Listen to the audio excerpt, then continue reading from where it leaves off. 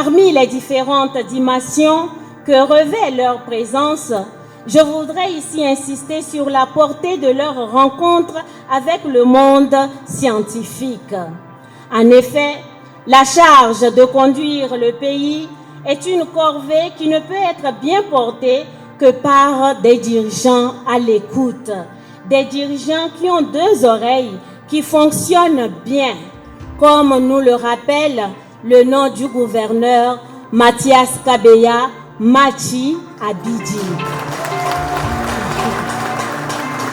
Mesdames et messieurs, les rires et les pleurs ne s'enseignent pas, dit-on, ils sont plutôt des pulsions naturelles qui, selon les circonstances, s'autocommandent.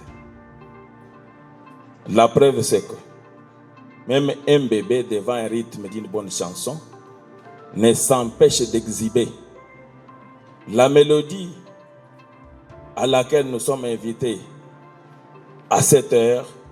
C'est ces colloques, ces deuxièmes colloques interdisciplinaires qui constituent un moyen fort de communication, de dialogue, d'information, permettant à chacun de nous d'échanger son comportement, de modeler sa vision, de renouveler son intelligence, afin de construire durablement son avenir.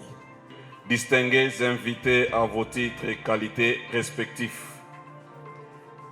Avant toute chose, qu'il me soit permis de rendre grâce à notre Dieu pour avoir, en sa qualité de maître de temps et de circonstances, planifié la tenue des présentes assises et veillé à ce que cette salle portant le nom prestigieux de Monseigneur Tarcisse Tshibangou Tshishikou, digne fils de la contrée de notre pays et de l'Afrique, soit honoré par la présence remarquable d'éminents professeurs d'université.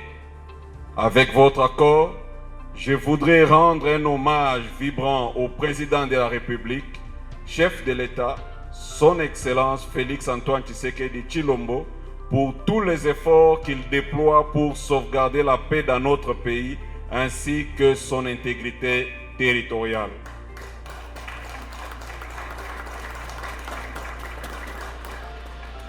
Permettez-moi de dire merci à tous les conférenciers qui sont intervenus pour leurs rapports scientifiques de haute portée. En effet, leurs interventions ont permis de mettre en évidence les défis multiples et complexes auxquels, dans son ethnicité, les villages africains doivent faire face, eu égard à son insertion dans la modernité occidentale à travers les nouveaux espaces d'appartenance identitaire produits par la colonisation et consolidés par la mondialisation. Notre joie est grande, car les conférenciers nous ont donné la preuve qu'ils sont des intellectuels de haut niveau, en ce qu'ils ont rejoint ceux qui affirment que ce sont les intellectuels qui sont les discerneurs d'enjeux pour leur société. Notre pays traverse une période critique qui interpelle la conscience de tous les patriotes pour la sauvegarde de son intégrité, voire de sa survie en tant que nation. C'est ainsi que l'on comprit Kwame Nkrumah et Marcus Garvey avec leur idéologie basée sur l'unité africaine.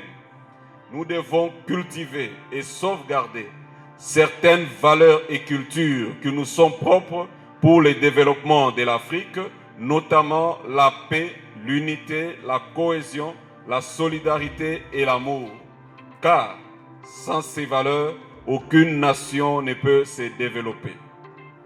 S'agissant justement du cas de la volonté de vivre ensemble pour nos provinces, la Constitution dispose en son article 119 « Deux ou plusieurs provinces peuvent, d'un commun accord, créer un cadre d'harmonisation et de coordination de leurs politiques respectives et gérer en commun certains services dont les attributions portent sur les matières relevant de leurs compétences. » Il se dégage de là une obligation pour nos dirigeants, conformément à l'article 204.2 de la Constitution, d'instaurer la coopération interprovinciale et d'assurer conjointement la collaboration et l'entente entre nos administrés respectifs.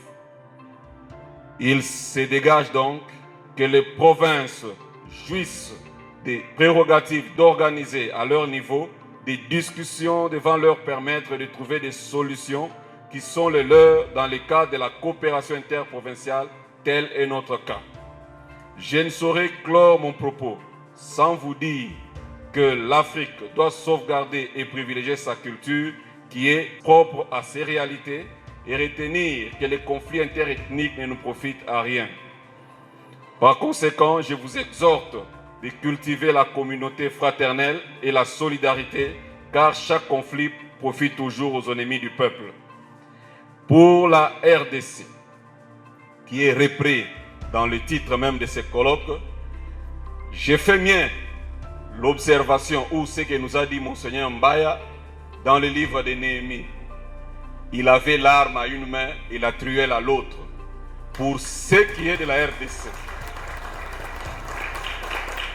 pour ce qui est de la RDC, nous devons avoir l'arme dans une main et la truelle dans une autre. Nous défendons, nous construisons. Cela doit être notre leitmotiv.